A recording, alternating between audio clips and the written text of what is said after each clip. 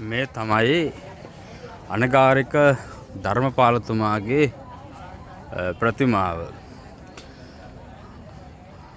ඉසිපතන මිගදායේ නව මූලගන්ධ කුටි විහාරය ඉදිකරන්නට ඊට බුද්ධ ගයාව ආදී අපේ බෞද්ධ විහාරස්ථාන මුදවා ගන්නට බේර ගන්නට සහ ඒක නැවත බෞද්ධයන්ට පවරන්නට මහා මෙහෙයක් සිද්ධ කරපු අනගාരിക ධර්මපාලතුමන්. තව පැත්තකින් ගත්තොත් එහෙම එතුමා පස්සේ පැවිදි වෙනවනේ. ඒ නිසා දේවමිත්ත තිරුන් වහන්සේ, දේවමිත්ත ස්වාමීන්ද්‍රයන් වහන්සේ කියලාත් අපිට කියන්න පුළුවන්.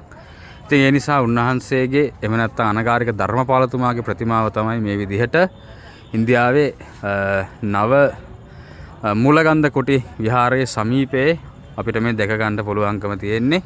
ඉතින් එතුමාට අපි ණය ගැති ගෞරව කරන්න ඕනේ.